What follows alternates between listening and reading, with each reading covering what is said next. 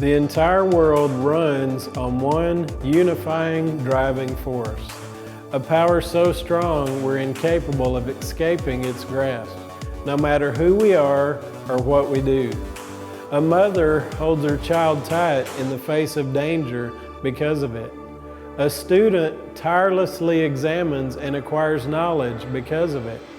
Men and women will devote time, their most precious commodity, day in and day out because of it. In fact, it defines the goal and objective of every person alive.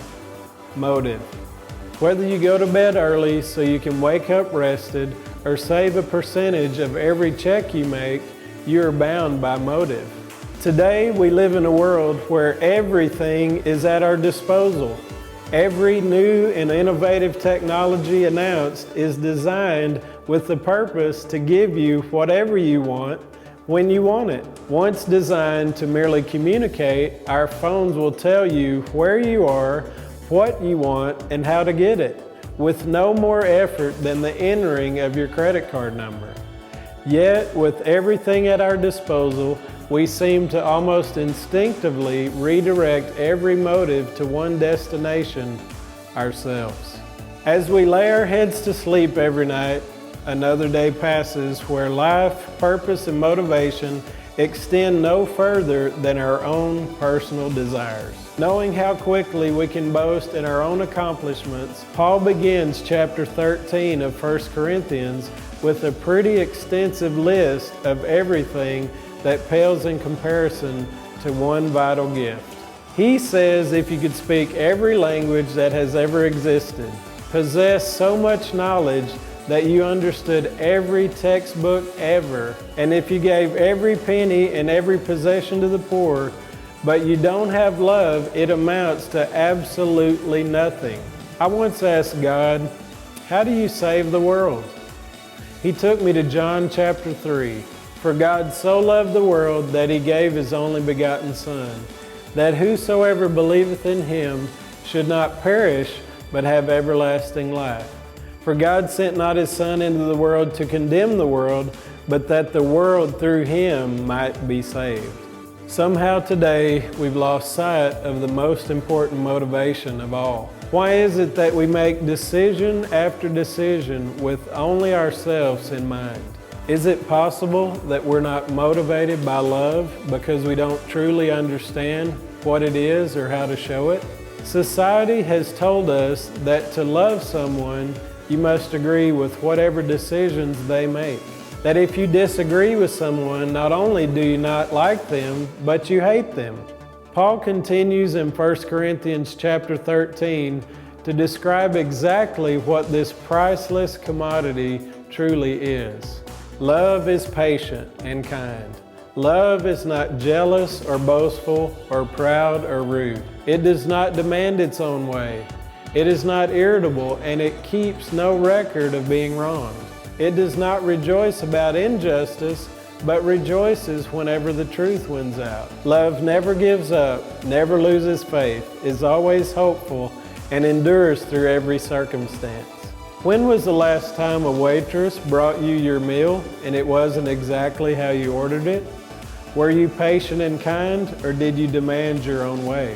When you were on the phone with customer service and you couldn't understand what the other person was trying to tell you, were you rude or irritable? When you tell your neighbor about the love of Jesus and he refuses to accept what you're saying, do you give up and lose faith, or do you endure through every circumstance? When my daughters were born and I looked into their eyes for the very first time, nothing else mattered in that moment but them. I felt a love in a way that I never understood before that moment. I knew that I would do anything.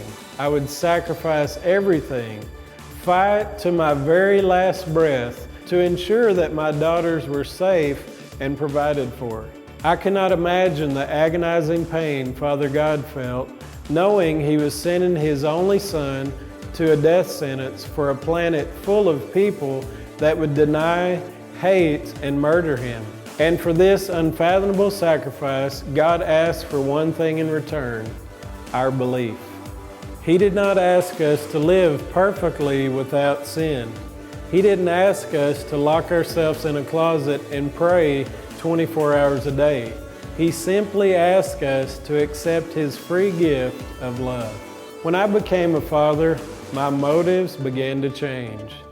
I realized that I was more interested in making decisions that would not only benefit my daughters, but that would be an example to guide their own decision-making process. I wanted them to know beyond a shadow of a doubt that they were loved and that nothing they could do would ever change that. Our Father didn't send us to the world to condemn them. Their sins had already done that for them.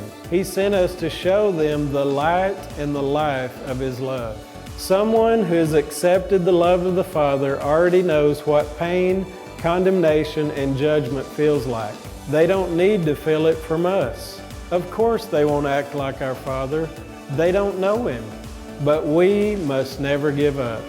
We must never lose faith in those whom Jesus died to save. One of the most prevalent motives in the world today is fear. Fear will keep a man from committing his life to a woman. Fear will cause someone to lash out in anger. And sadly, fear will prevent many people from sharing the love of Jesus with the world. What would cause fear to be so strong that it would prevent us from bringing salvation to the lost and dying? 1 John 4:18 says, "There is no fear in love, and that perfect love casts out all fear." So according to the Word, if you're struggling with a fear problem, you're really struggling with a love problem. If you truly believe in the Lord, then by definition, you're required to take action. If you love me, and there's even the slightest possibility that I don't know Jesus, you will minister to me. Regardless of how scary, smelly, profane I might be, I need the perfect love of the Father. It's time to stop making excuses. Is the stormy weather outside more important than the storm that's raging in someone's life?